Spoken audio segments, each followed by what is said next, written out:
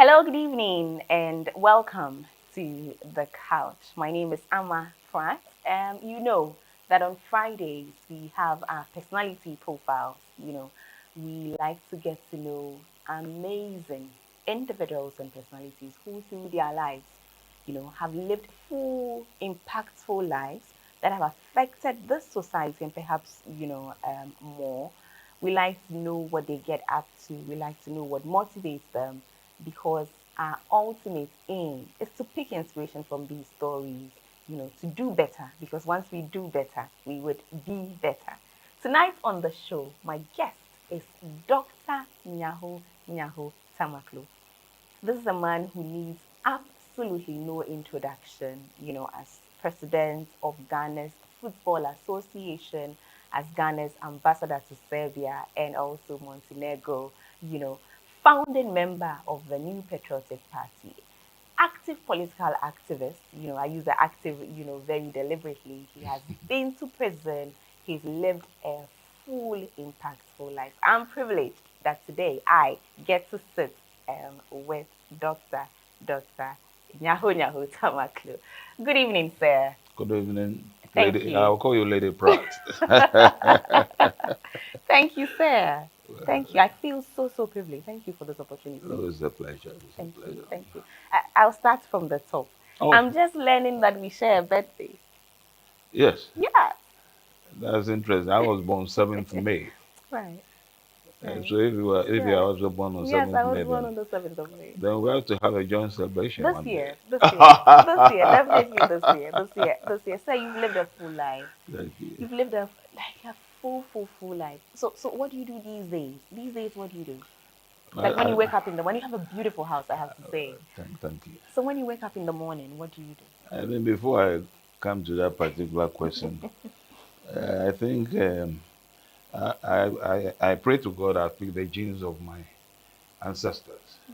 Because my great great grandfather, whose picture is right here, Right. lived for 118 years. 118. 118 years. And I buried my own daddy, just about 4 years ago. He lived for 104 years, 8 months. Wow. So was my grandfather, over 100. So I think Wow. they have the genes in their family. Wow. So at my age now, if I can still move around and talk eloquently, Amazing. then I thank God for that. Amazing. And you say, what do I do when I get up? What do you do? Well, I normally don't rush unless I have an Right. important meeting.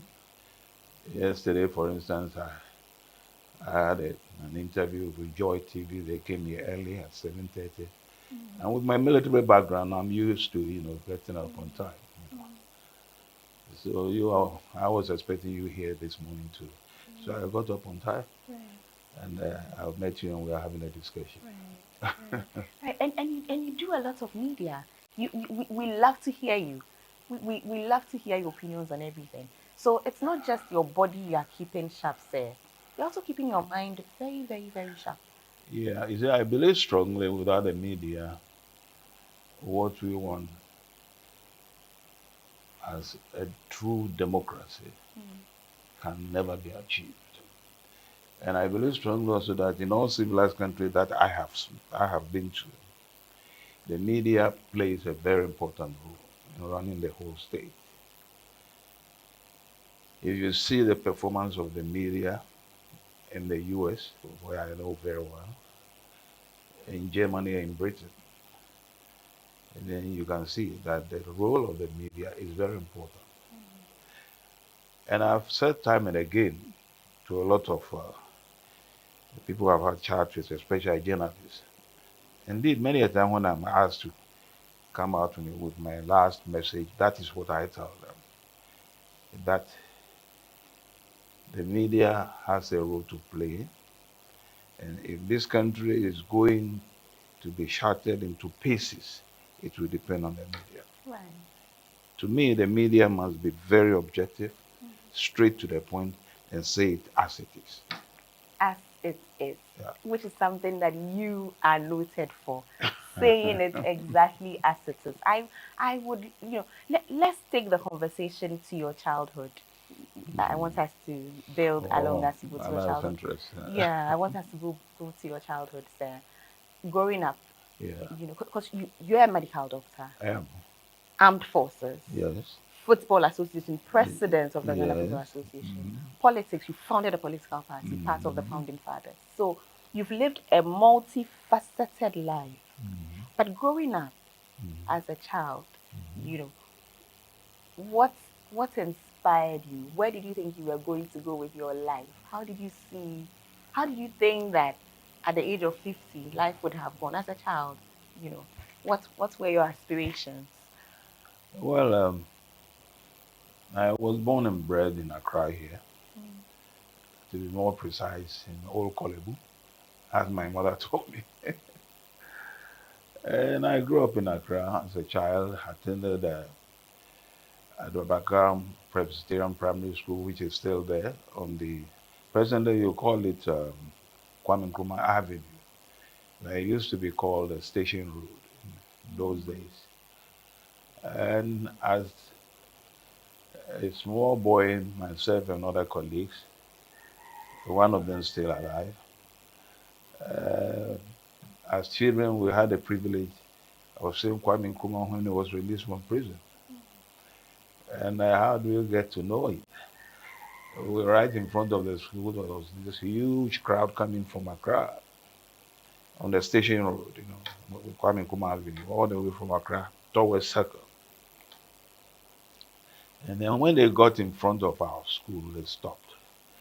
Now, not knowing right opposite the school was the residence of one of Nkrumah's lieutenants, and that is K. Gbedema. So we had the opportunity to see Gbedema. By then, I have not met Uncle B. Uncle B is your daddy's, what do you call it, Uncle. uncle. But when later I met Uncle B in life, then I recollected that he was with them. So Uncle B, I mean Kojobosu. Yeah. So the key lieutenants with Nkrumah right from the early days were the people who brought Nkrumah from Jamestown, the James Fort prisons, which interestingly I have said there before too, James Fort prison. So they brought Nkrumah to this particular place, and then as children, we were all very happy.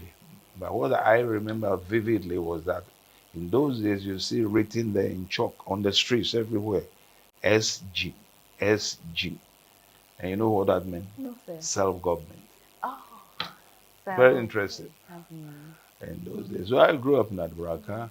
When I left the primary school, I attended the Presbyterian Middle Boys Boarding School at Osu, is still there. Osu Salem, as it's called, where quite a number of giants in this country have had the opportunity to attend that Sister? institution. Sister? If that is at Osu. Okay. It's an institution that was set up. It's a Presbyterian school set up Presbyterian by the Boys Germans, School. I think in 1843 or so. It's quite an old institution. But still going on, it's there. And names that I can remember who were there before, because when we got there, all these giants have passed before, so also after. Names like um, Professor Ismon, Charles Ismon, who was the founder of Ghana Medical School. Names like Nyaho Nyaho, one-time speaker. Names like Harry Sawyer, I'm sure you might have heard of the name. Absolutely, sir. Names like Air Vice Marshal Kote. This was, I can't name them, quite a number of them. And it was quite a very strict institution. Right. We were brought up with German discipline, so you can imagine. So this also made my going to secondary school very easy. So I attended the Zion College in Keta, and then from there, I had a scholarship to go and study medicine in Charles University, Prague. So with my academic work, I would say clearly that I didn't really have challenges as such. But it was after I finished my academic work, finished medicine, decided to join the armed forces, and that I joined the armed forces in England, in London, where we were asked to come for an interview. Our 25 doctors, a number of nurses, I remember, and I think 3 dentists. And the present at the interview were 3 English officers, a lady, and then a colonel, a full colonel, and a lieutenant colonel. They were all in uniform. And then the chairman of the committee at that time was he was then a lieutenant colonel and Okwen, who later became Hey, who later the was an okay. who later became what I would call now chief of defense staff Right. during the revolutionary era, Right. and then also another one that passed on recently was then a major. He was secretary to the committee. He was then a Major Francis Ajempra, who also later became Major General. So you can imagine, Wow. and these are people who So, sorry later, to cut in, but you became a medical doctor first, yeah, and then you enrolled in the armed forces forces, yeah, in the UK. yeah. Then Okay. I was brought down here, You came down, yeah, down to to Ghana. Teshi for Teshi Military Academy for officers. Right. That's where I had my training. Right. So, Yeah, so my question is, you wanted to be a medical doctor yeah, initially, initially. yeah. So, at what point did you now decide to join the armed forces? Oh, very interesting. When I finished medicine, before I did my housemanship, I decided to come home, you know. So I came home briefly, and I realized quite a number of my colleagues and good friends are in the military as officers. Uh, those I can remember, like one of our best officers, I must say, academically, very strong, is Colonel Ano Ojija. You already knows him very well. Ano Ojija was director of military intelligence before he left the country. And he was the one who briefed Liman's government accurately about what will happen, but they never listened to him, and they cooked him. Then a man like Major Stanley Pierre, I mentioned his You name mentioned his name already. earlier. That's a man like Colonel Evans Luttrop, Sir Luttrop. Then no more of them. A man like Colonel Fosuapia, I can't name them. There were quite a number of them. And also, what made me more interested in the armed forces was that my own uncle, who established Nyaho Clinic, was also a military man at that time at the military hospital. He was the head of the place. But I never informed him that I was joining the military. It was after, years later, that when I teamed up with him at the clinic, that You he got got to to know. know. Yeah. Okay. So, medical doctor joined the armed forces, Mm-hmm. attempted to stay the coup. Oh, that's interesting. Before, before, before the coup attempt came, a few years have passed.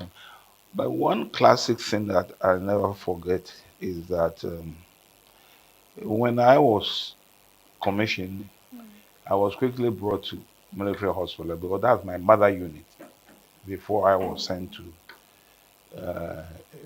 what do you call it, the battalions. Then quickly I was asked to join what we call a recruitment team made up of the head of that team was then Lieutenant Colonel Ofosuapia. That's another Ofosuapia. We have 2 Ofosuapias. And other officers I can't remember now. So we had a team, and the team was to recruit soldiers into the armed forces. That was in 1974, into the Ghana Armed Forces. And we visited every regional capital in the country. I want you to listen to it because it has a lot of undertones and a meaning why that was done. We visited every regional capital. We started from Ho to all the regional capitals. And then we finished up at Bolga in those days. But then Bolga was not even a regional capital. Now, later on in life, when myself and other officers, coming back to your question, have attempted to unseat General Champon. That was in 1977, 78. You know, then came in the Armed Forces Revolutionary Council before that. Right. And the emergence of Jerry Rawlings on the scene, Jerry was my junior and the cousin. A lot of people don't know that who are related. Wow. Jerry's grandmother was a granddaughter of this old man. Wow. Oh, yeah. Now, so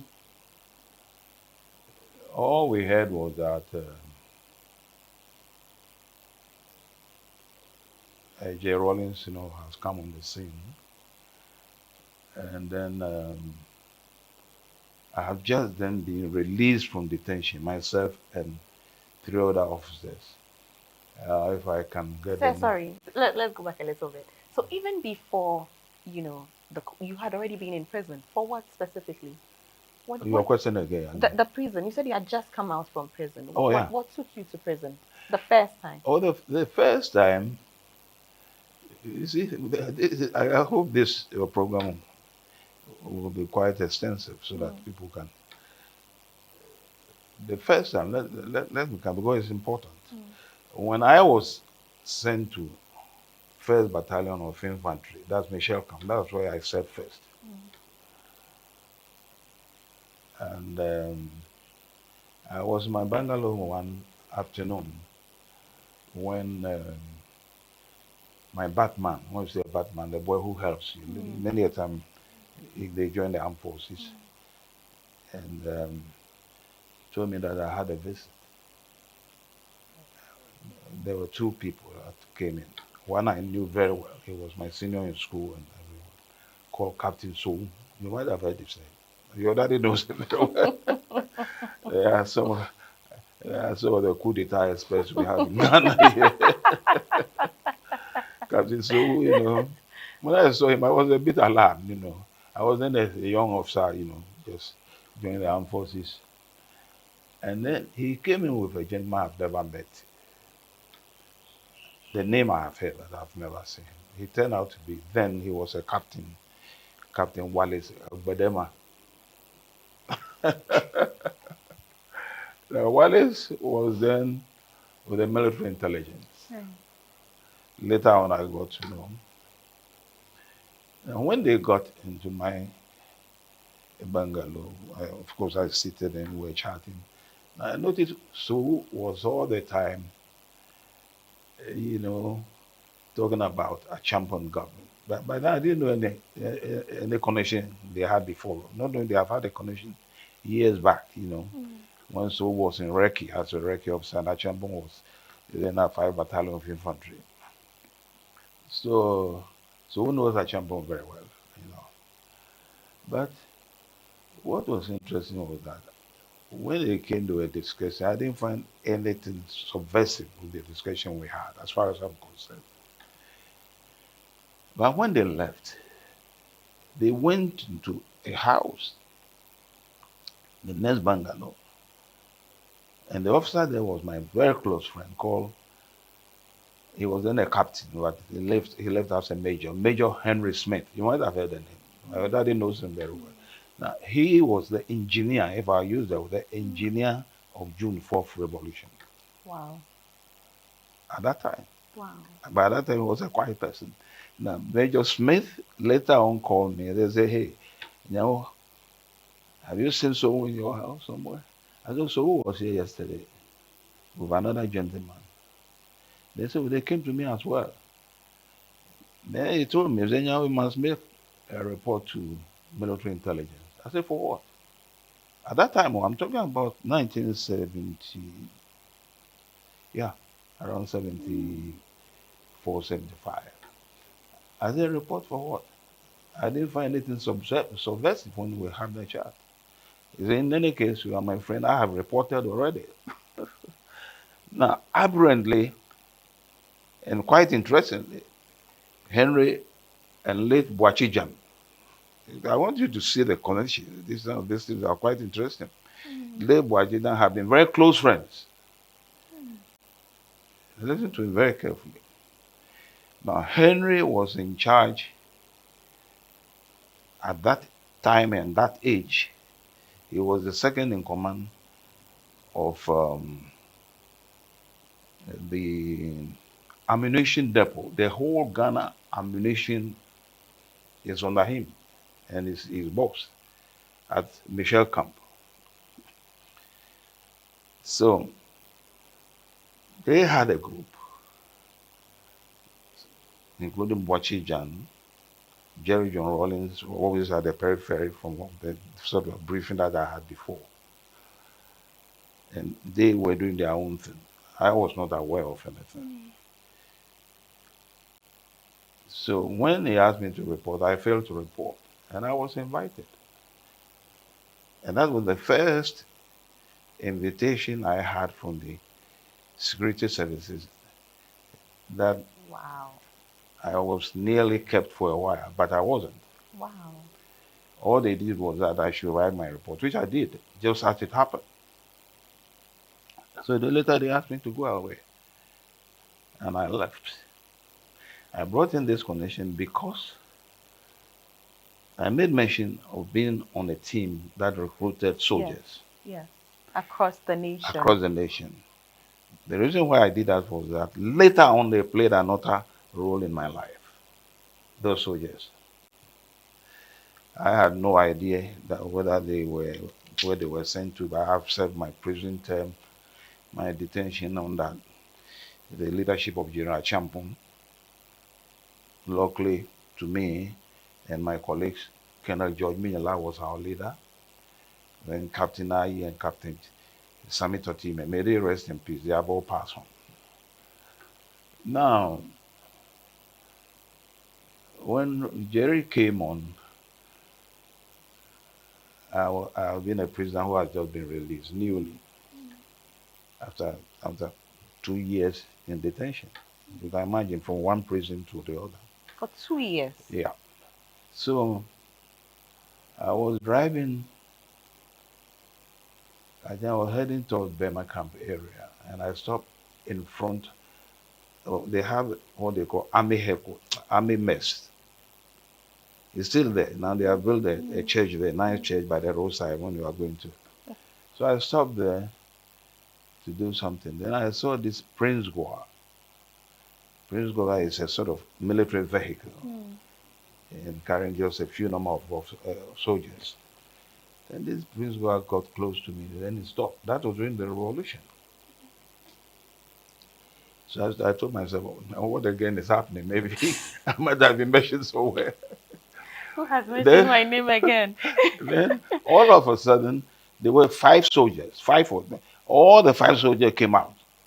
They jumped out of the vehicle. They were young men, about the age of 18, 20 or so, more than that. Then all of a sudden, sir, then the salute went up like this. So I was amazed. Then I said, sir,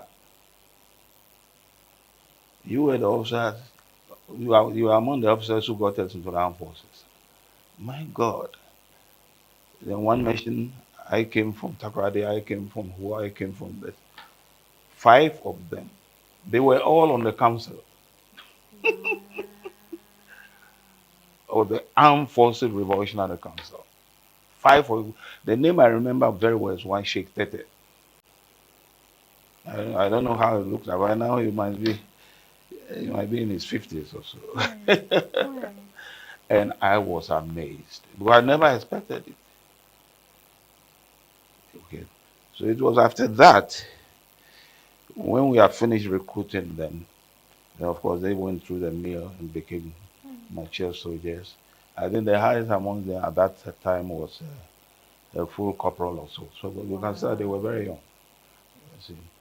Then from there, I was sent to one battalion of infantry. And it was at one battalion of infantry where I was that Captain Soru and Captain Bedema came to visit me, and that also nearly brought about. Then I was moved from one battalion of infantry to five battalion of infantry. And five battalion of infantry has a notorious record when it comes to coup d'etats. And I think because of the proximity vis-a-vis where they are stationed in broadcasting house, they always get there first. So here I was again among coupists, if I'll say so. Right. But this time around, I was sent to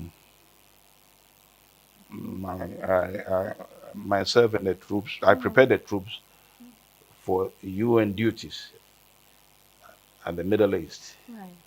By that time, the Middle East was very rough. They had just finished a war. And we were Gambat, either Gambat 3 or Gambat 4, I remember. Sorry to come in at this point, but I mean, like you say, coups in those days were, can I say common? Can I say rampant? They were rampant. Yeah. What was causing that? Apart from the attempted ones, that never. Right, because of course there were those that never were successful, and then there were the very successful ones. So what caused that in that era? Is it because your time, people in the military were very politically conscious? Could that be the reason? Or could it be that at the time, perhaps Ghanaians were more interested in governance and what is it? What is it that caused that era to be that, what word am I looking for? Militant? Well,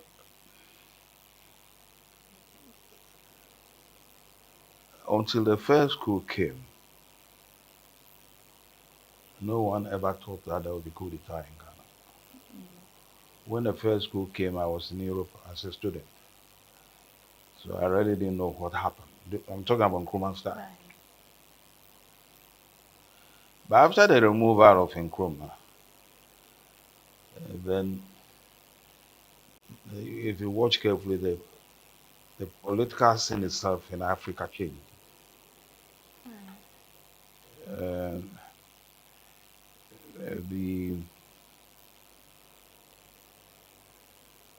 There have been a strong move from the West to have Nkrumah unseated, and they succeeded.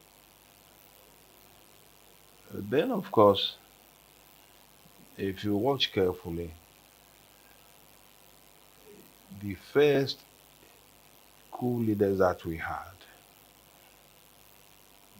the chairman of the council had to be forced out. I'm talking about General Ankara, for trying to use one Nigerian by the name of Zeribe to campaign for him to in future become the president of Ghana. And that got to the notice of the council, and they asked him to leave, which he left without any questioning. And that is quite important. Now, after that also, an interesting thing happened. Who succeeded him? General Frifa.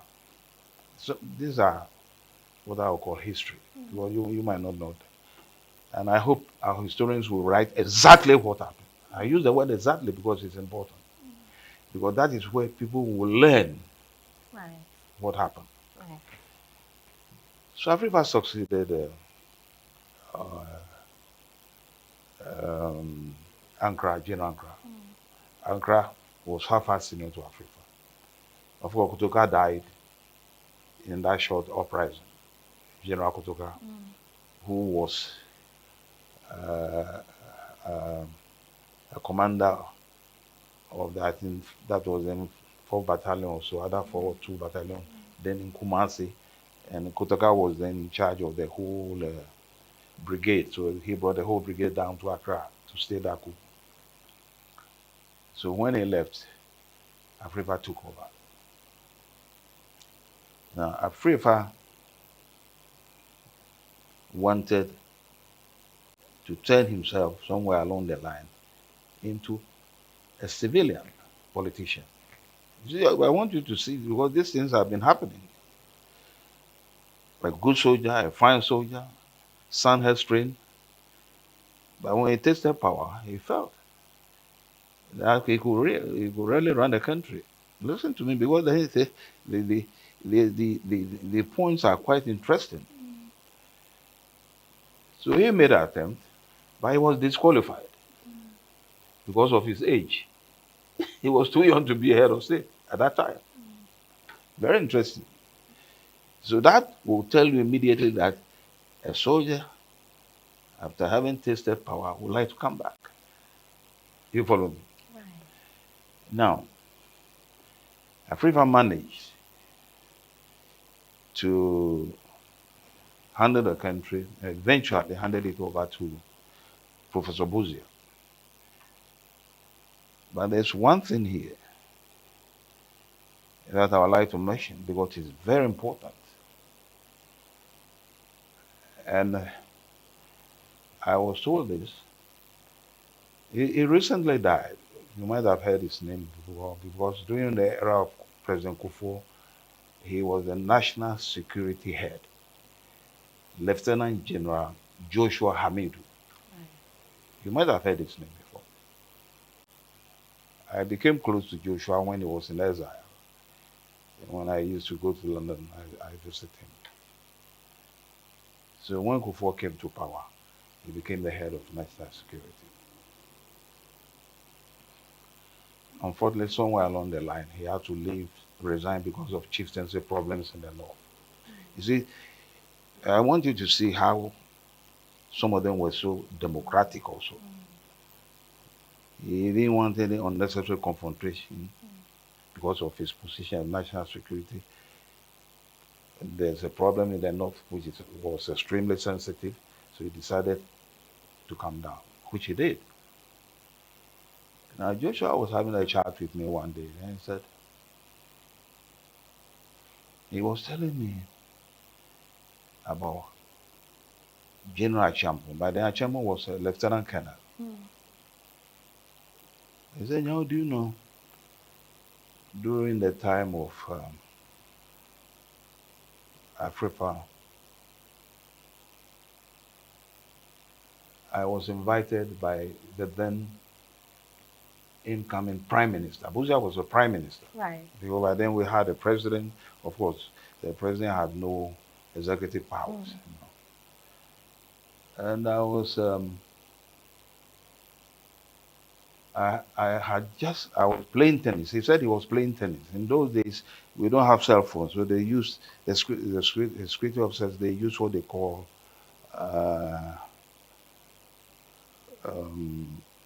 they have something like mobile phones, huge Like the thing like that. walkie-talkie. Is it? Like the walkie-talkie. Something like a walkie-talkie. That's right. So he said he had a call that he should see the newly elected incoming prime minister. So he was amazed what has happened. By then, he was the head of military intelligence. I want you to see the sequence.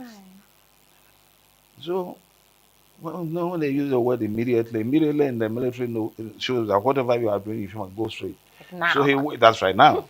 So he went into his tennis outfit to Odoko, where the prime minister elect was staying. When he got in there, he was told he was given a seat and asked to wait because the prime minister had a meeting with another person. Then after a while, who comes out, or who came out of the room with the prime minister? Lieutenant General A.A. Afrifa. Listen to me carefully. So of course, he saluted Afrifa by rank. He's a senior. Saluted him briskly. And then he was ushered in by the prime minister elect. That's Professor Buzia. Then Buzia started by saying, "Oh, I wanted a very important information about one of your officers. Even though I've been briefed already by the general, I think I'd still love to talk to you because you are the head of military intelligence. Listen to me carefully. A military intelligence officer is supposed to know what every member of the armed forces, provided you are a commissioned officer, they have to know about you, what you do. In those days, I don't know how it operates now. So, a prime minister said, I think one of your officers by name Achambo, you know him? He said, oh yeah, I know Achambo. And then he asked him to brief him on himself, this, that. Then he noticed that the prime minister was talking about command structure. Later, when they say command structure, from the top coming down. And his intention was to make him or push him to a higher level. And the higher level was to go and command a brigade. You see, a number of battalions will give you a brigade. And in Ghana, seriously speaking, we have just 2 brigades. First Infantry Brigade and then Second Infantry Brigade in Kumasi and the North. So when I asked him that question, he said he paused a bit and said, sir, professionally, I will advise against being given a higher command now. He's talking about Achempo. Right. And he said that for 2 things. Achempo had a problem when he was a regional commissioner during the era of Afrifa in the Western region, which is known to the military and other maybe infractions as an officer. So, as an officer, intelligence officer, he has advised, so he left. Right. He's finished with the job. Then, not quite long after that, Achembo was made a brigade commander. Now, listen to me carefully here. You see, the military structure is quite interesting. A brigade commander is a very powerful person. Okay. Well, he can move troops easily. Now, Achampon, before he was made a brigade commander, was then a lieutenant colonel in charge of 5 battalion of infantry. The battalion I called Notorious Battalion. Right. The Coup Battalion. The Coup Battalion. Battalion. The Coup Battalion. So here you are. Achambon all of a sudden has become a very powerful man. He's controlling brigade and still in charge of battalion. The brigade was acting. He was acting then, acting brigade commander. Of course, later he became substantive. So while acting brigade commander and at the same time commander of 5 battalion of infantry, Achambon has enormous power. So it didn't take 2.5 years and he removed Buzia. You see how the whole thing. Absolutely. Absolutely. So while I was in detention during the time of Kutu Achampon, a very experienced politician, we might have heard this name, J.H. Mensah. Oh yeah. I rather met him in Oshaford prisons. Wow. I think at that time himself and this politician, Sheikh Isikwe, they were there, and then we went to join them. So JH became very close to me. We were very, very close. And lo and behold, JH confirmed what General Amide told me. Right. So, sir, what it means is that then the soldiers did not want, or ideally, at least at the top, they didn't want the power for themselves. It was sort of like a patriotic, Yeah, nationalistic they, duty. because they always come in with a reason. Right. And many a time when you look at it carefully, they really have a point. Right, right. But then there were those who Exactly. would come in Yeah, and suddenly want to change their change exactly skin and and change stay the khaki and stay. and You stay know, and like stay. happened to Jerry John Rawlings. Even Right, that with a lot of difficulty right, before he decided to go right, that way. right, You see, right, so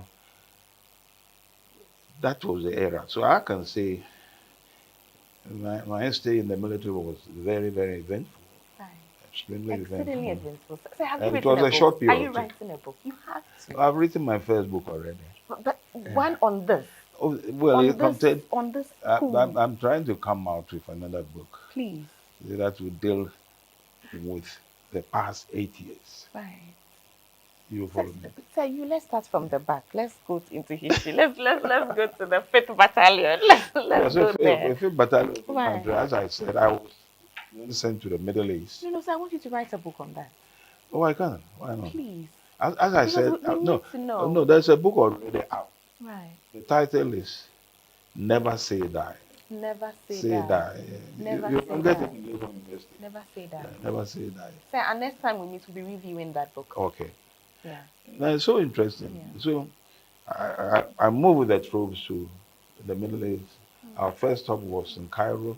Then from Cairo on the road, about 3-4 hours, toward the Suez Canal. We crossed the Suez Canal in a boat. You can imagine.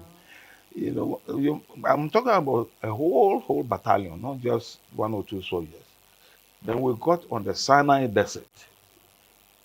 You follow me?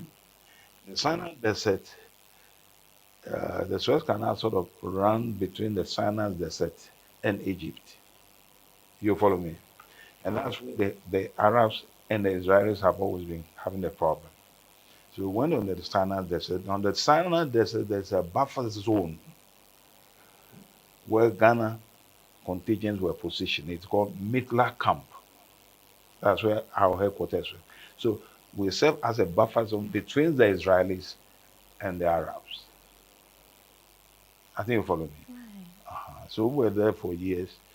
For years. No, for 6 months. For 6 months, okay. But one significant thing that 6 happened months.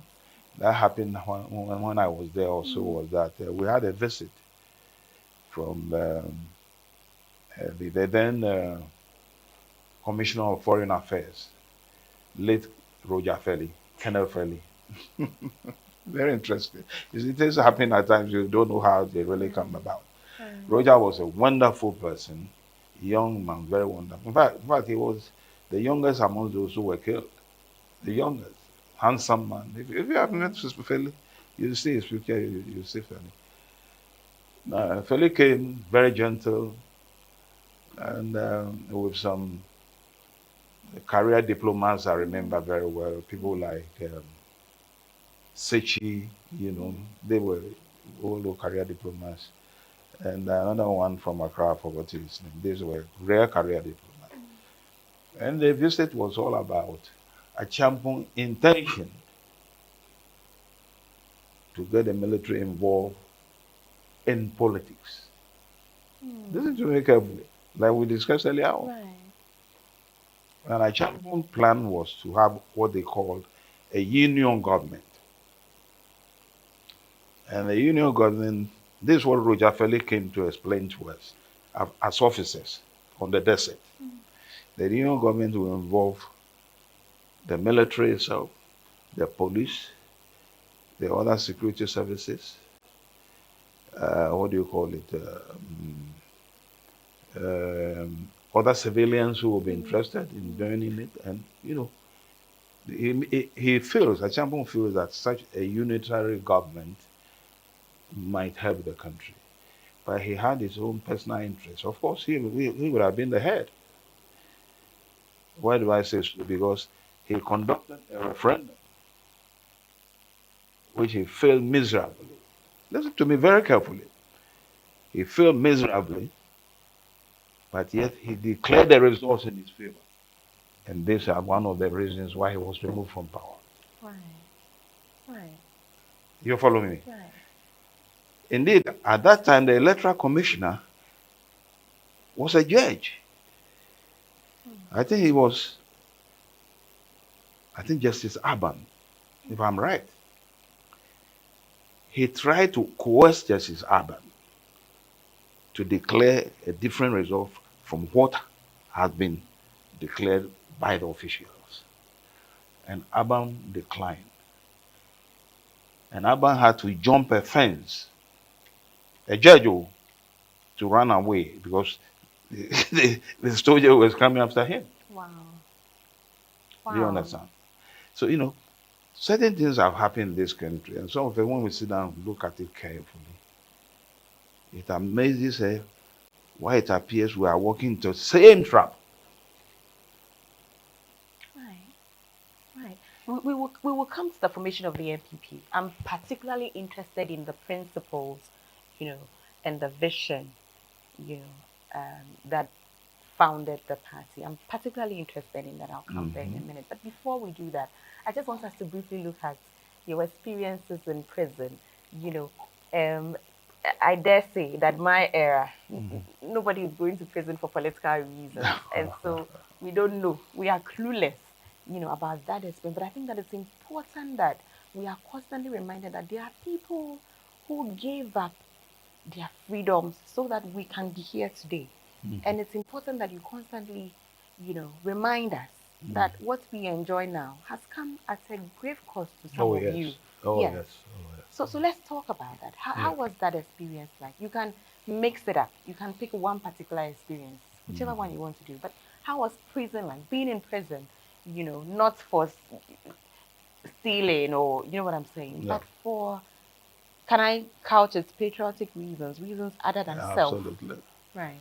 Absolutely. In fact, my second experience, major experience in prison, was also during the era of Jerry John Rawlings. And also, it was nicely crafted. I use the word nicely crafted because there's somebody alive, because I don't like to tell lies, who can testify what I'm saying today, and that is Ajiri Lansing. It's well known to your father. When I was relieved, when I was freed, because Rawlings era, I was freed, even though I was sentenced. I stayed in James Fort, then given a trial by a so-called, what was the name then? They had a court, People's Court or whatever they call it. And then we were sentenced there. Myself, a very senior colonel, and a very prominent lawyer in this country. I won't mention their names. Not knowing the whole thing was crafted. Now, after we had been released, Ajiri Blansing came to me and he asked me to accompany him to go and see a gentleman at where now you call immigration headquarters. Ajiri is alive. You can contact him. When we got in there, by then I have stayed in prison for almost 3 years. So I wasn't even conversant with certain things. When we got to the gentleman's office, I think it was on the second floor. When we got in there, I didn't knock the door. Then we entered. I've never seen the man. I remember I saw him once when we were being tried.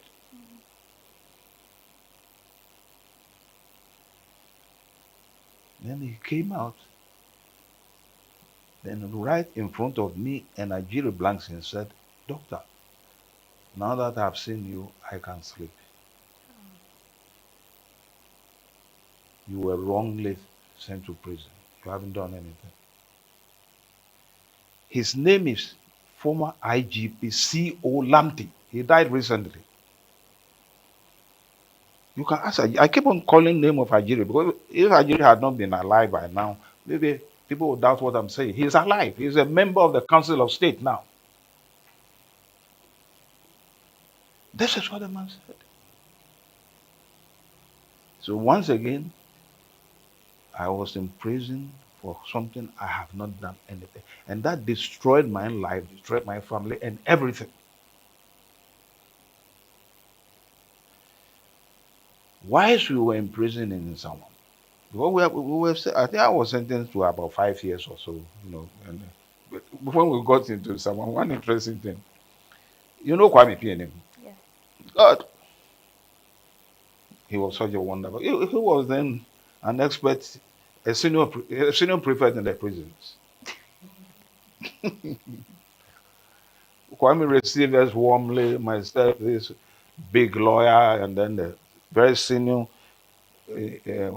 what do you call it, military officer who was once head of intelligence. Listen carefully. So we're there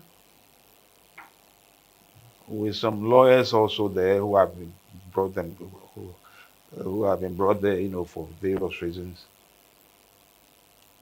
Then one day Kwame came to me and Kwame said, we have a hospital here. And Sound Prison was well planned by Kwame Nkrumah. There's a hospital there, there's a dental chair, everything nicely done. Dental. Oh yes, there's a dental chair there.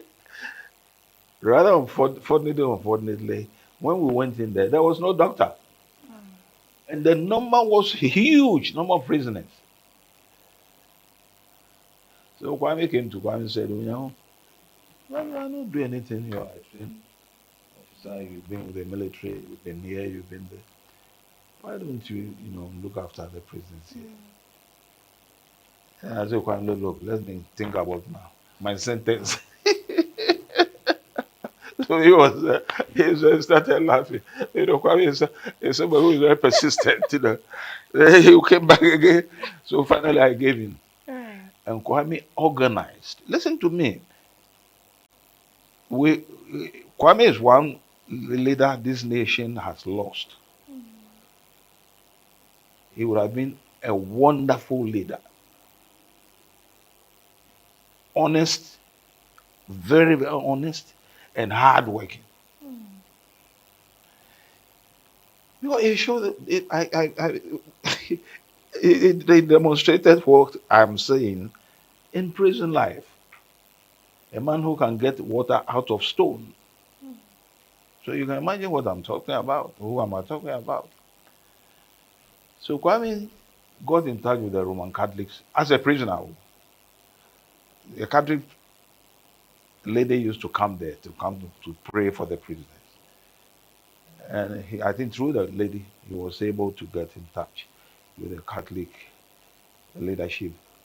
And he came and renovated the whole prison hospital. A prisoner in prison managed to get the prison hospital renovated, completely painted, everything done nicely. Beds, there were beds there that were no good. They were changed, everything done. So, who takes up the appointment? It's me. Recently, when he was invited by, I think, University of Professional Studies Law Department to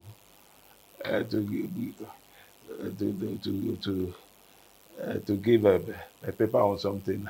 I was invited to, and then he made mention of that. I have forgotten about it years ago because it's over 40 years now. Wow. So, Kwame got me involved. And by the time I realized I was a regular medical officer in the prison, as a prisoner. As a prisoner? Of course, yes. Of course, yes. And lo and behold, I had the opportunity to save a life of someone who was a very, very senior lawyer. I'll never forget it in my life. You see, so, and indeed, when all of a sudden we were discharged, so that alone will tell you that we have really been framed up by somebody.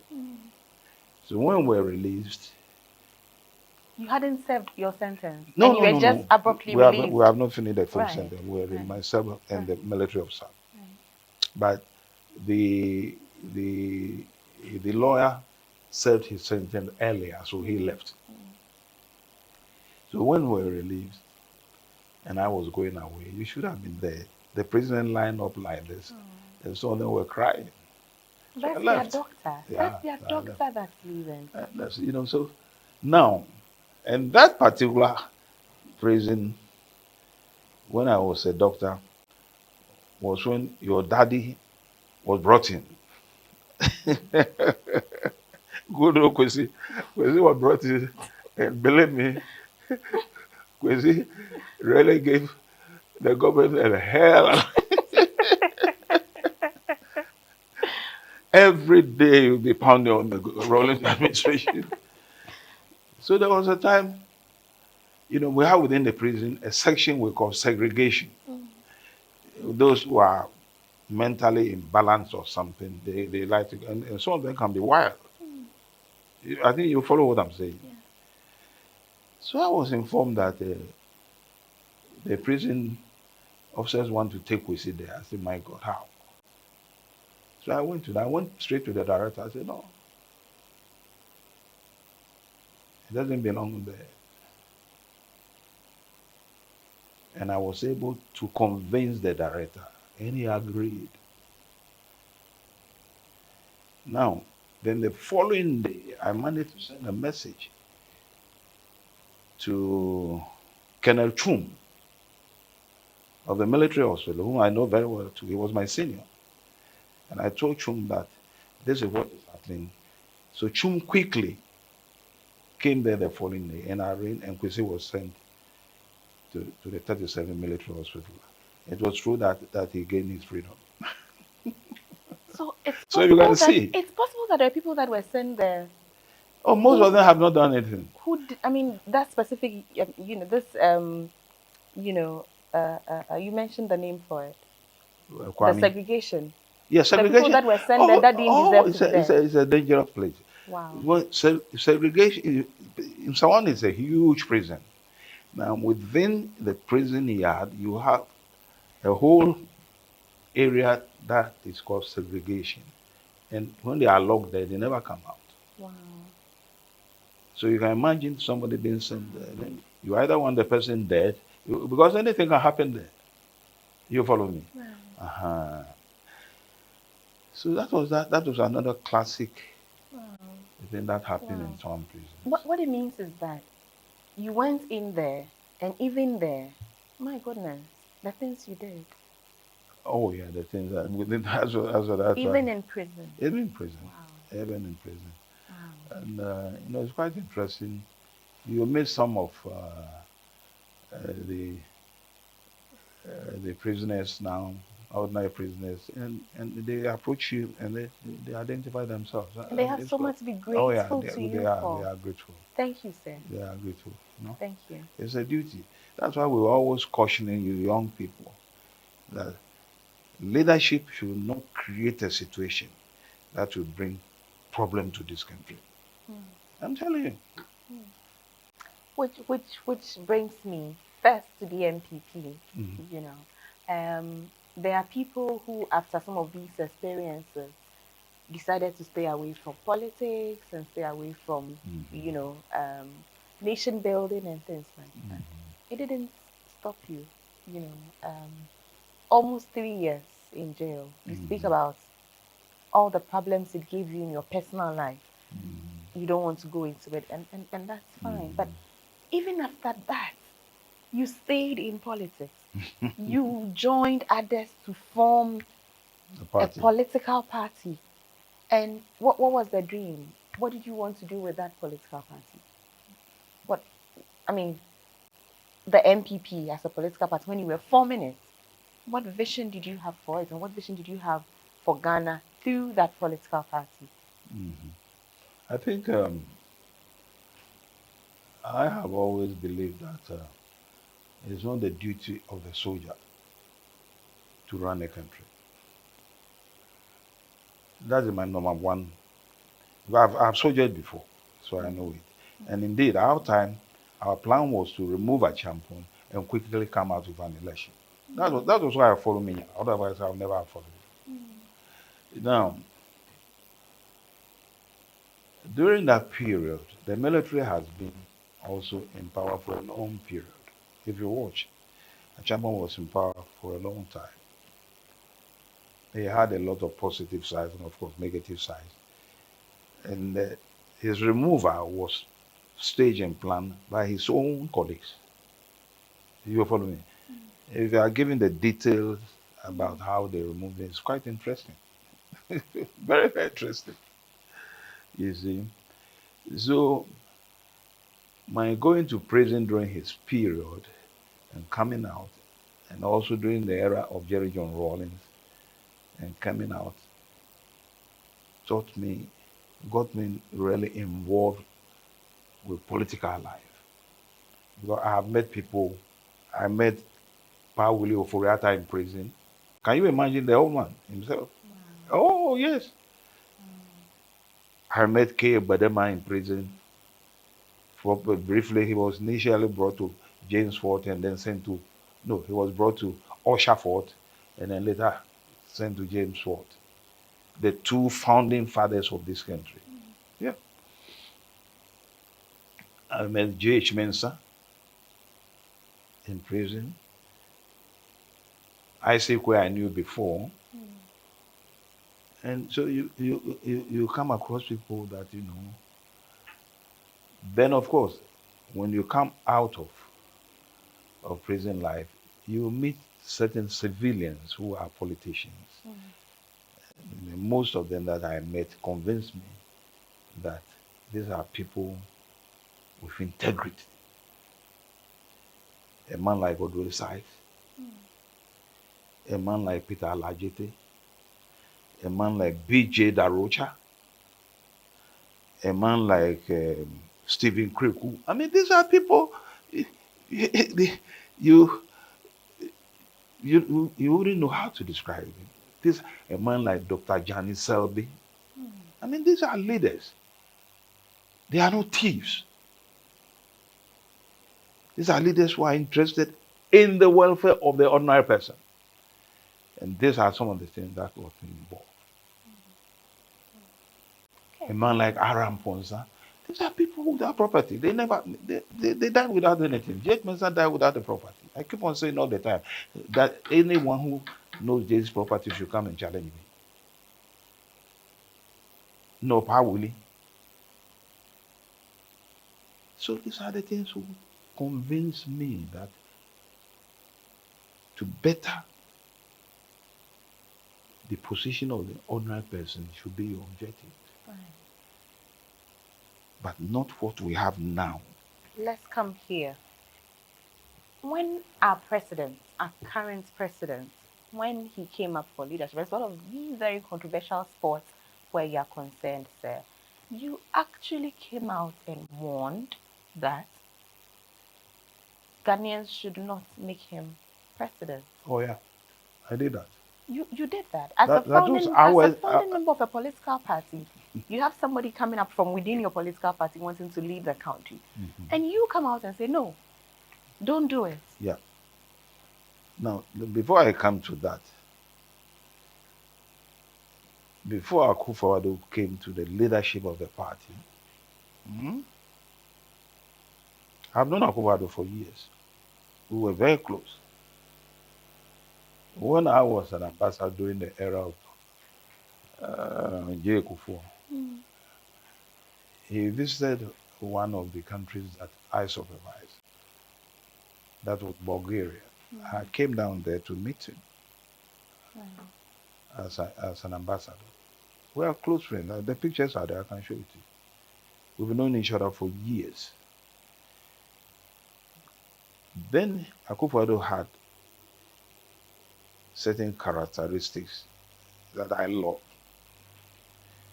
Simplicity, moving about with other colleagues of us in Accra here. Most of them are now elderly people. Most of them are still alive. Then I read an article in one of these one of these British papers, I think the Times also.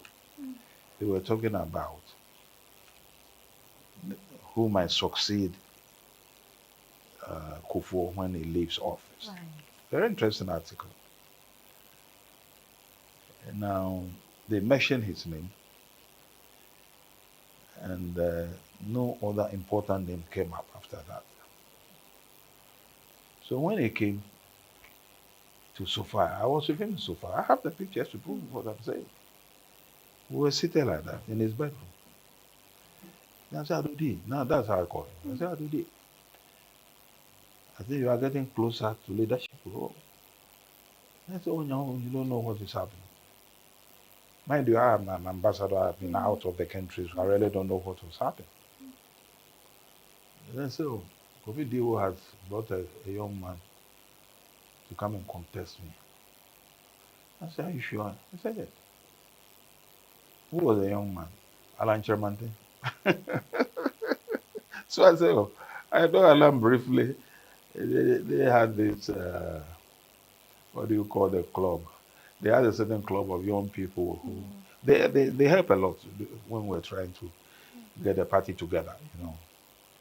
And I said, oh, no, but Alan hasn't got the experience here too, you know. It's not his time. Exactly. So we all talk about it.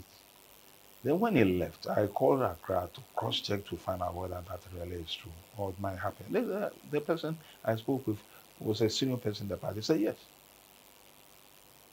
And that was the time that you had about 17 of them. Yes. So many. Yeah. Hmm? So that alone should tell you something. Hold on, sir. Hold on. This is somebody that he had worked with during the Kumipeku demonstration. Yeah. You know, I remember when I think it was about 9 of you originally, and then some came in, you know. And I mean, he was your friend. Oh yeah. Well, before even Kumipeku. Even before Kumipeku. Long before Kumipeku. And so you knew him personally, you knew his politics, you know. I mean, I understand what you mean about all those people coming up when everybody thought it was his time. About 17 people. 17. Coming up at a time when, you know, everybody thought, no, this is the time for Nana Addo Dankwa Akufo-Addo. And you saying that even that by itself tells a story. But say you still haven't told us why not him? Why not him? He was political enough. Yeah. He had paid his dues. He was. You know, why not him? Now, let me just go back a bit. When he visited my jurisdiction and he flew back to Accra, during that period, there was a preparation to select leader of the party, who eventually will become presidential candidate. You follow me? Because I was so unhappy with what he told me, because I felt he should be the next in line. I flew down to Accra one Friday evening. And then when I flew down, I called my very good friend Francis Poku. You might have heard the name. Oh, absolutely. He's a very, very efficient officer. They said, oh, my brother, you are in town. I said, oh, try and see me. So I said, okay. So we put it on a Sunday. So I said, I'll go to church early in the morning. Then after church, I'll go there. So I went there.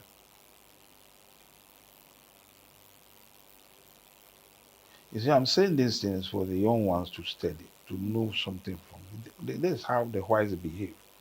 And unfortunately, we don't have that sort of training, if I will use that word, training. Well, you have to be trained to behave in a particular way.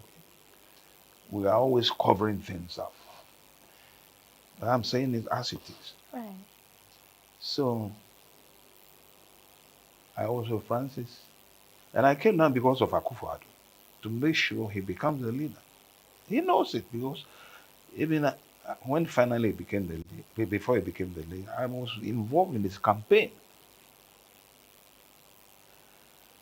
So I had a breakfast with Francis.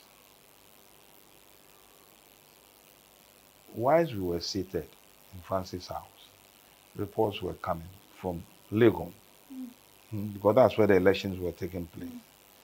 Then all of a sudden, Francis said, my brother, your friend has won, but with a question mark.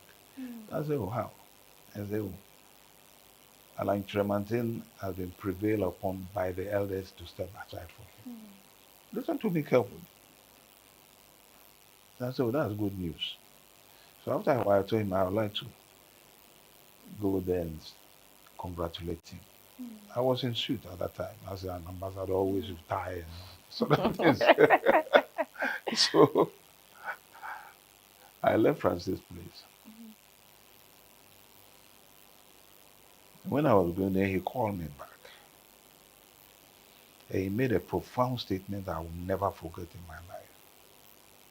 Say, when you go tell your friend that he's no more a clan leader. You see, people say things and we don't take it serious. He's now a national leader. Is my friend behaving that way now? He used the word clan. He can challenge me anywhere. He is now a national leader. And you see how that has played beautifully throughout the years till today. So you see, um,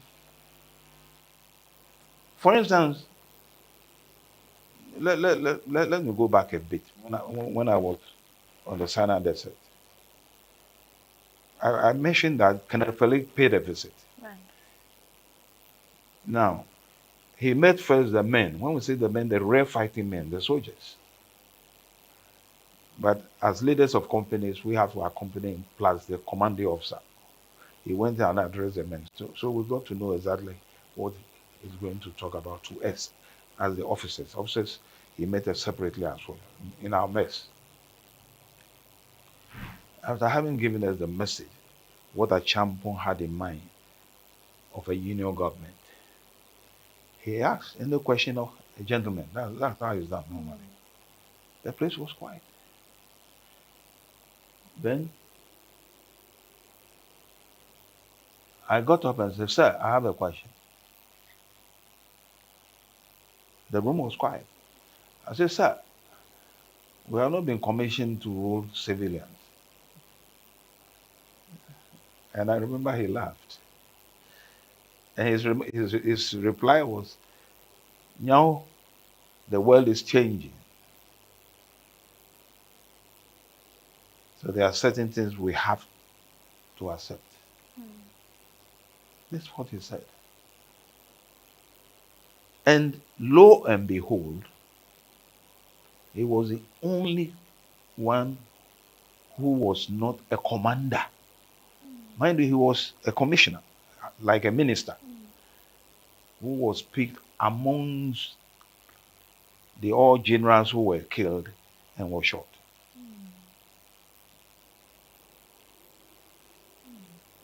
You follow me? Yes. A couple of hours before the 2016 elections, I said that Akufo-Addo, I haven't forgotten the term I used, that if Ghanaians voted him in, they will regret terribly. Yeah. I said it. It was here. I sat here. In fact, it was after 9 when my boy told me that he had heard somebody press the bell. I said, go and check. And he went in. He came back to tell me, he said, one gentleman who says he would like to talk to you is a journalist. I said, if he's a journalist, let him come in. Well, some of these things you can see that you are not controlling yourself. Then he came in. I sat. When he came in, but the moment he said that, I got alarmed. So I went to my bedroom, brought a gun. He didn't see the gun. Oh, yes, as a soldier, I must always have a gun with me. He didn't see the young man. But when I saw him, I said, oh, this man can even physically bring him down. So, so the gun was by one side. If you had seen the gun, I would have been terrified. So he said, and then he started talking about elections and what. Then he said, so it appears, this time around, Akufo-Addo might win the election. That's it. But I am advising Ghanaians not to vote him in. If they did, they will regret terribly. Why did I say so? Few things happened that got me alarmed about my friend. One, to set up a militia. You see, because in history, Militia set up are always put in place by dictators. The history books are there.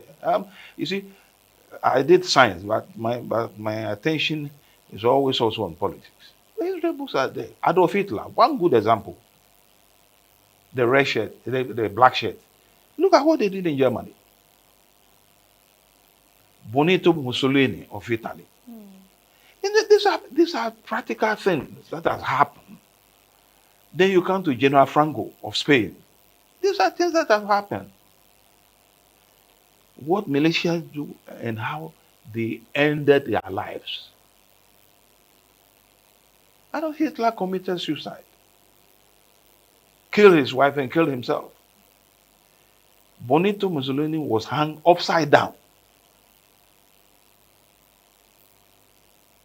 Look at General Franco even himself. You see, so I get surprised when present leadership doesn't seem to learn from some of these things. Right.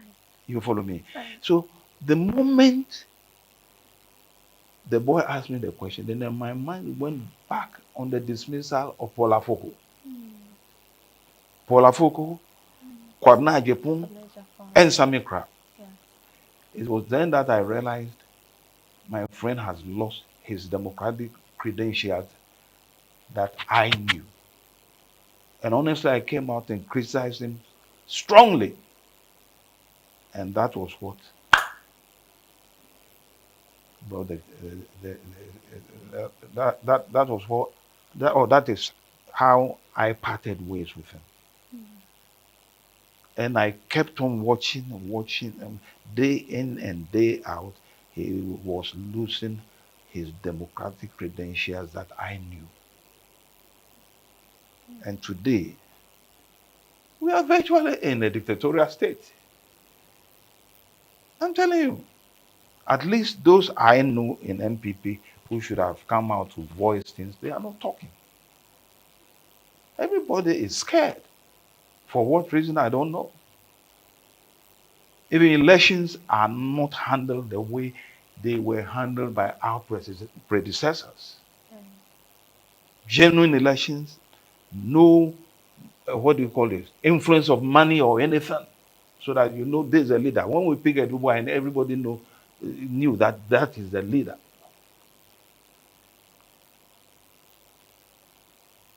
So you can see.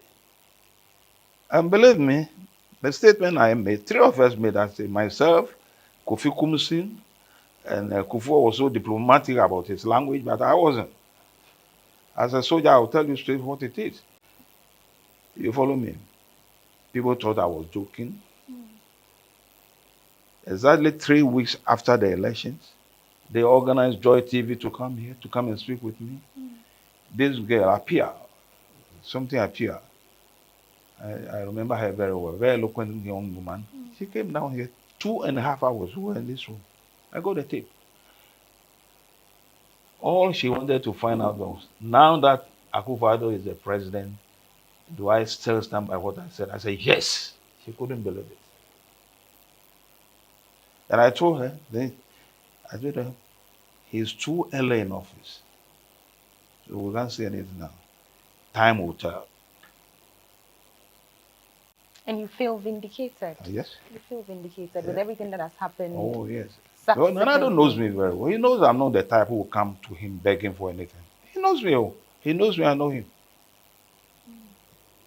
What do you make of this ticket? Of course, we don't know who the running mates would be, but Dr.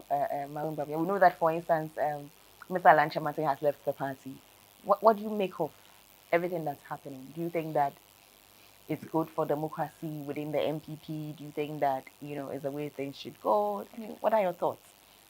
Alan Chamate has left the party. What is happening now with my party is not good for democracy. And what hurts me is that it will eventually destroy the party. But as I said earlier, what our leaders then taught us, or what we learned from them, is not what we are seeing now. The party is now a party of money, if you can provide money, then you can buy your position. That's what is happening now. Party where people are so much interested in leadership without really working hard. A party where amassing wealth is objective of young people, which is very strange to me. But we've seen it happen in this country before. Eventually, they lost everything. A party which, whose tradition, democratic credentials have been totally destroyed. Now, what you see now, how Nando went about it, I think I gave him credit for that. Now, whatever he says, everybody follows him. Nobody criticizes him.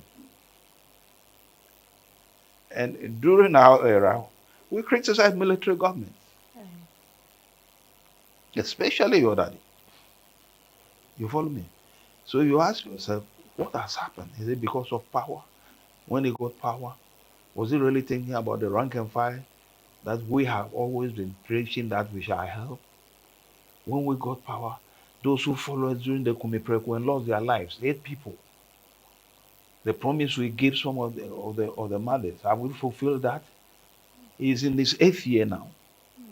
He was a member, a key member of the what do you call it, Kumipreku demonstration.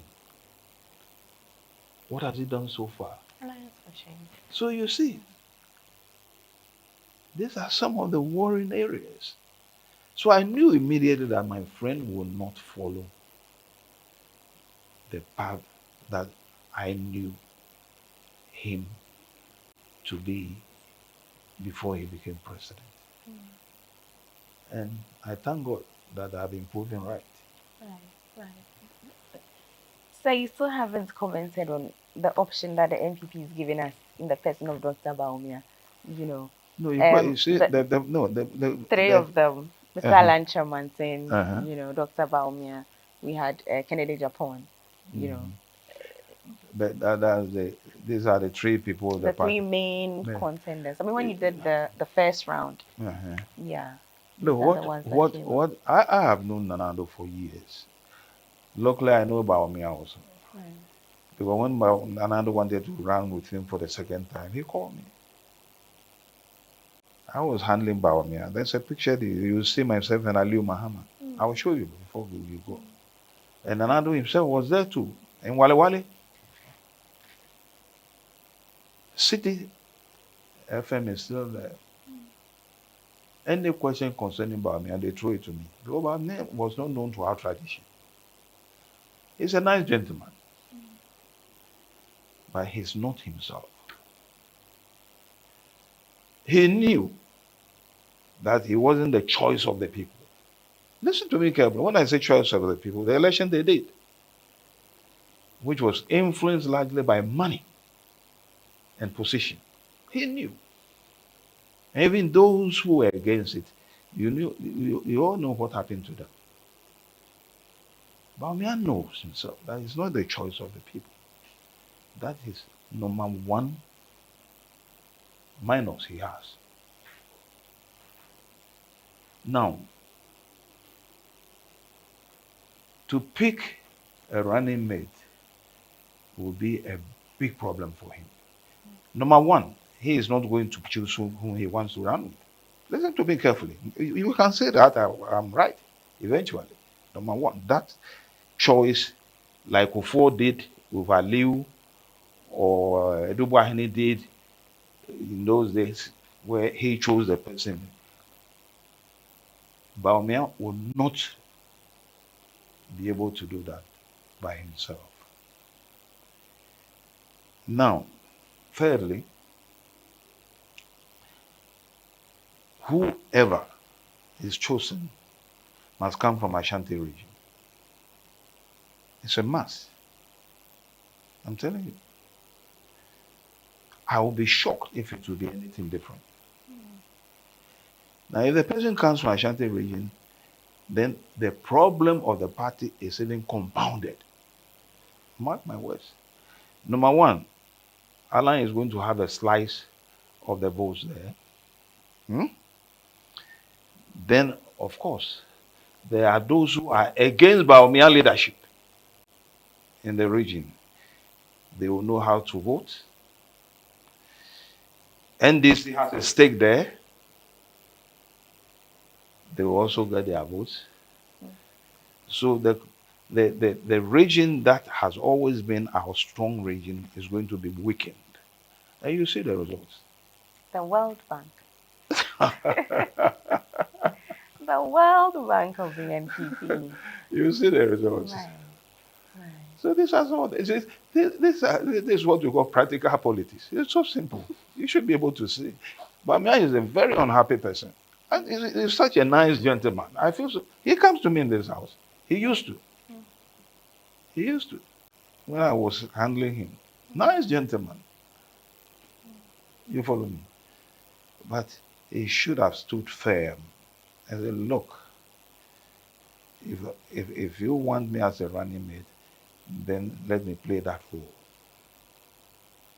I won't challenge your authority, but let me work independently. Which unfortunately he's not doing. He can't. Mark my words. Because Akufo-Addo is pushing him for his own personal interests. I mean, any fool in this country knows about that. Wow. Wow. Sir, our time is running out. Good. But I cannot leave here, without you reliving some glorious moments, perhaps with Kumi Preko. That is the one time, at least, forgive me that I'm so young. But as far as I can remember, that is the one time that Ghanaians have, not the military, not the armed forces, everyday Ghanaians have shown solidarity and come out in numbers with voices that could not, be denied. I've never seen those numbers after that. Not even for a political rally. I've never seen numbers the way that we saw. And I remember this very, very clearly. Not just once, but a couple of times. I'm just interested in the kind of organization, and the kind of passion, if you may, that can make that happen. Oh, it's quite interesting. Very, very interesting. Now, there are three important points. The first was organization.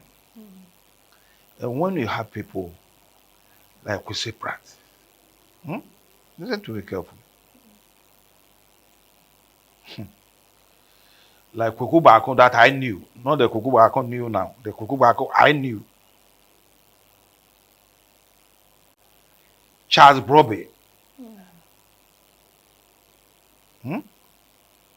late Victor Newman, late Akoto Ampao, Kakraba Cromwell, Kweku Poku. I'm calling the names of those who were, with us. The leadership of them. I hope I haven't left a name. Kwesi Pratt, Kwaku Baako, Kakraba Cromwell, Charles Broby, Akoto Ampao, Victor Newman, and Kweku Poku. I hope I've got all the names. These are wonderful organizers. Mind you, at that time, we didn't have phone like this. Okay. No social media. Not at all. No Facebook, and no Rollins was sitting on the neck of these people in this country. So every other person you talk to, you are afraid. But good organization. And what did we use? Simple thing. Leaflets. Leaflets. I'm telling you, because you can't call a rally or meet anyone anywhere. And I must thank taxi drivers for that, because they did a good job for us. Taxi drivers? I'm telling you. You see, it gets to a point when everybody gets fed up. And that was exactly what we got to during the era of Rawlings. Everybody got fed up. The second most important thing was a day after the Kumi Preko, we met the world press. Listen to me very carefully. BBC, CNN, call them. They were all there with their gadgets in Charles Roberts' residence. Now, we were with, because Nanado was our spokesperson. We didn't have a leader. Everybody calls himself a leader is a lie. We had a group of people and a spokesperson. So we're waiting for the spokesperson to come. We have all assembled. All of us were present. And then my good friend Charles said, but why is Nanado isn't coming? I sent somebody after him. I called his normal line. I told him he was coming. You mean his landline? The line in his house? Landline. Right. That I'm line. Right. I used Charles' phone to call him. Then, really, the people were getting a bit, worried. That's the pressman. So Charles came with a suggestion that we should start the program. Dan said no. I know who supported me. And I respected him till today. And I will never stop saying that. It's your father, Kwesi Pratt. He said, what has been planned is what should go. He was known as our spokesperson. He didn't even finish his sentence and Akufo-Addo appeared. Then the third one, and the final one, was when we had Simi Preko in Kumasi. Right. That was another crowd. Simi Preko. That one was equally frightening. I mean, you stand on the days and you look at the people, the heads, endless.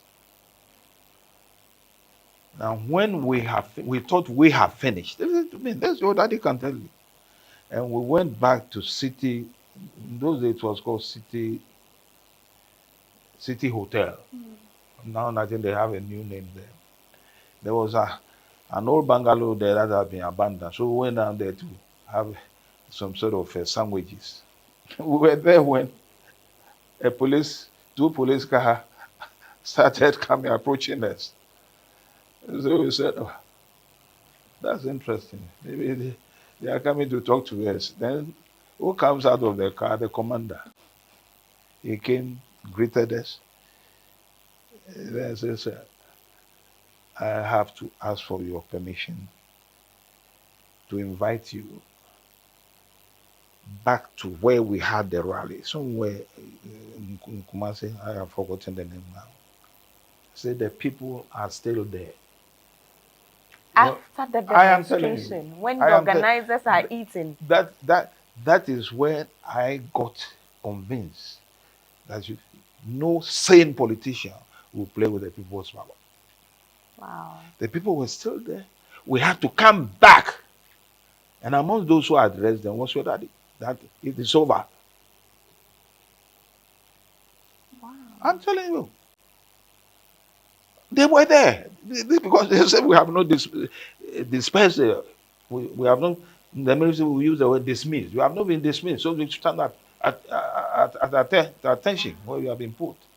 They were there waiting. Thousands of people. You see, so things happen in this country and we take it for it. We don't learn from it. We don't learn from it.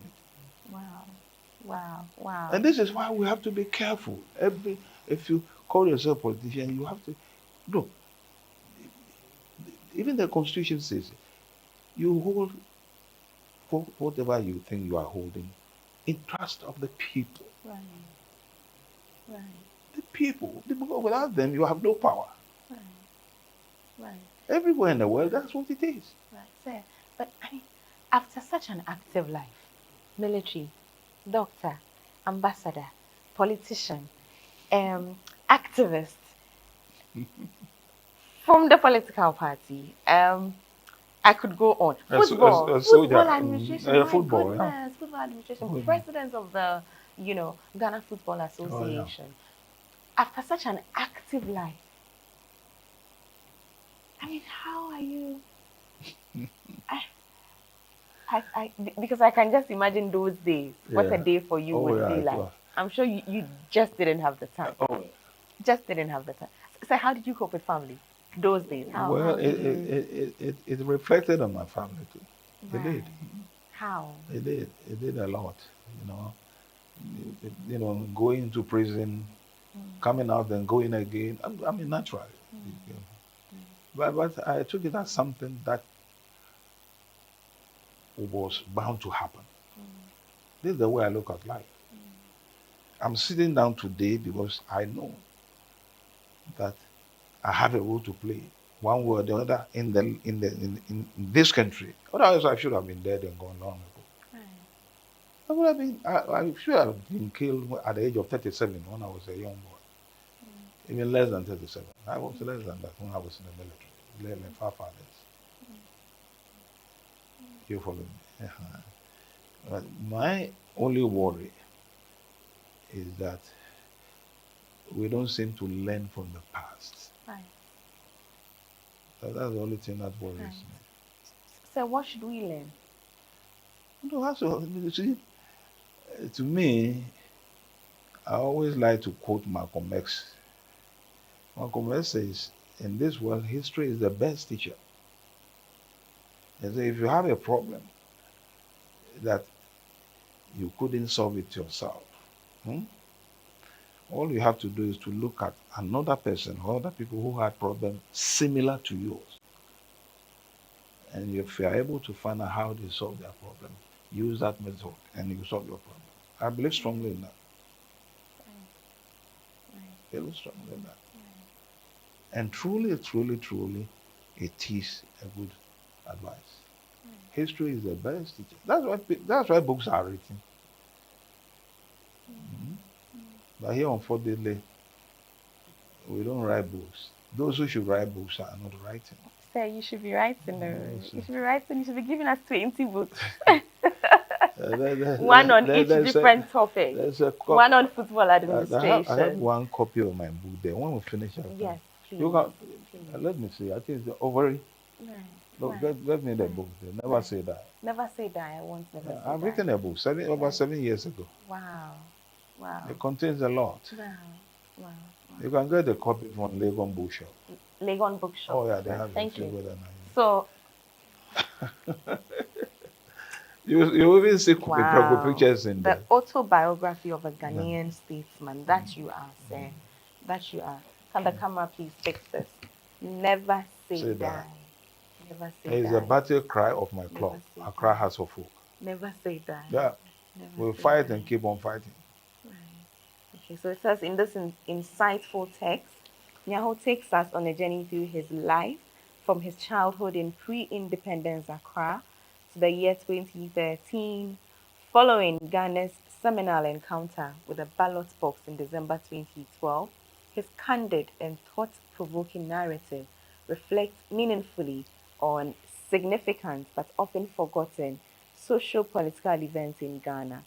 We share in Nyaho's sobering experiences in some of Ghana's prisons and detention centers as an inmate. We share in his tumultuous experiences as a football administrator in Ghana. We are also exposed to some of the dynamics that have influenced contemporary politics in Ghana, including the 2012 parliamentary and presidential elections. Wow. Everything is here. Everything is here. Everything is here. I'm going to read this book. I have to read this book. I have to read this book.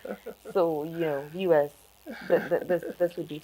We need to know. Yeah. I don't think that we know enough. Oh, it's being used even it's being used in the Ivy schools in America. I was shocked. And the University of Cape Town. If you Google, you see. We need to know. Never say that. We need to know. And we can get it from the university. Oh, it's at Legon. If you don't get it, University just let me bookshop know. at University, Legon. University bookshop. University of Ghana Legon bookshop. Right. They have The it there. bookshop Oh there. yeah, they have it Right, there. right, They have right. it. We are going there. So what do you do for fun? What do you do for fun? Well, to be frank with you, football is my biggest interest apart from any other Politics. thing. And then what do I do now? Now maybe family meetings. Family meetings. Yeah, that's all. There's nothing of interest again. And I don't see myself as a politician belonging to one particular party. No.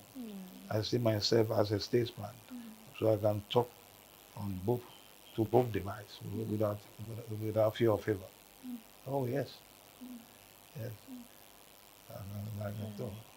And I always get very much excited. The first time you came to this house was with your daddy. Yes. Your daddy came and interviewed me. I remember very, very. Wow, so you remember this? I remember. I have a very good retentive memory. Wow. That I thank God for that. That's a very long time ago. Yeah, that's a long time ago. Yeah. And then, you know, I met you for the first time after years when I knew you as a little girl. You know. And then the second time I met your mother, after years, was when your daddy had his 70th birthday. I was so happy to see your mother. Yeah. She has done a lot. She has. Oh, she has done a lot. A lot, because I know Kwesi going and coming out, going, that's prison, going and coming out. Your mother has done a lot. Oh, I so respect that lady. Say a good thank you on my behalf to her. Huh? And say, tell Kwesi that the battle still continues unabated. Hey, so aren't you people resting? Because still, those we are trying to teach have not really picked up. It's true. You know, because look at what happened recently. An independent country being told by another country to do what they want us to do. I'm citing the example of this so-called LBVQ or whatever you call it, ambassador statement. You follow an independent Kwame Nkrumah's Ghana. I mean, I couldn't believe it. A foreign ambassador telling us what to do. And for you, it's more meaningful because you have been ambassador. Absolutely. And by being our own training in Vienna Right. Convention, that's not allowed that. Right. But he came out to talk just like that. Because he knows nobody will challenge him, will challenge her.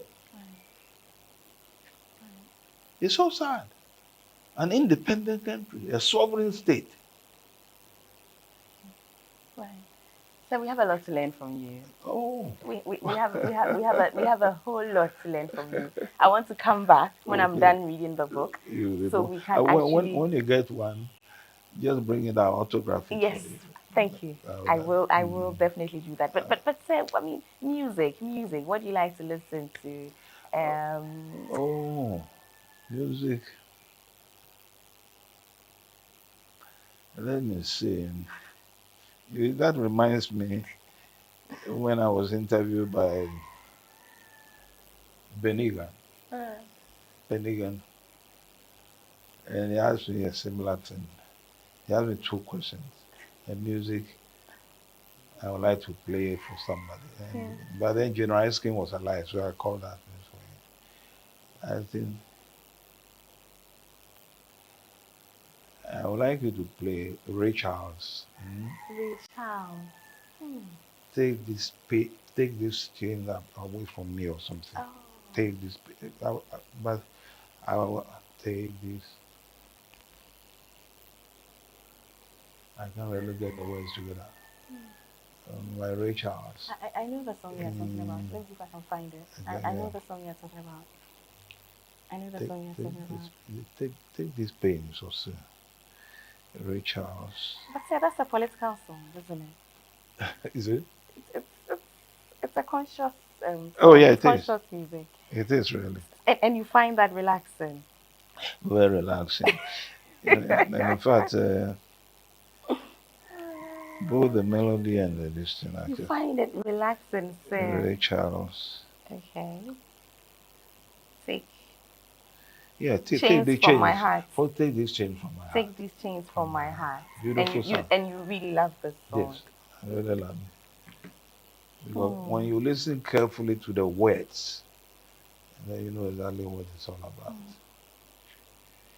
This one. This one. Listen. And set them free. Right. Ghana still has a problem. Right. I didn't follow. So you are constantly thinking about Ghana. Constantly thinking about Yeah, Ghana. because the plan Because when Nkrumah had. when I think about music, me, I just want beats so I can dance. You see, the plan Kwame Nkrumah had for this country, we have destroyed it totally. And that hurts me a lot. I'm not a CPP person. I wasn't politically inclined, but I knew Nkrumah had a vision. And if we had pursued that vision, we would have been ahead of countries like Malaysia. They were behind us. Even per capita, we had the biggest in the whole of Africa, apart from Union of South Africa in those days when we had independence. Somebody came with a good plan, how to build a nation. He started one, and we removed it. That's why we are going through what we are going through till today. So this has been very informative. Thank you very This much. has been very educational.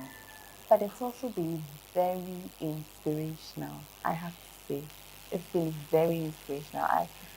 I'm looking at you and I'm thinking, wow, if we had more people my age, think the way that you think, be as aware as, you are, wow, Ghana would be amazing. Amazing. That's true. So we still have a lot of learning to do. Oh, yeah. From you. Yeah. As a doctor, as an ambassador, as an activist, as a football administrator, as a politician, after all of these experiences, even today, in retirement, his heart still beats for this country. If you are watching us, if you heard him, if you watched us, patriotism is a thing. Patriotism is how all of us can enjoy the Ghana that we live in. Thank you for watching. Never forget, the personalities like these who have held us and continue to hold us. When you see them, give them their flowers. Thank you for watching. I'll see you next week. Bye.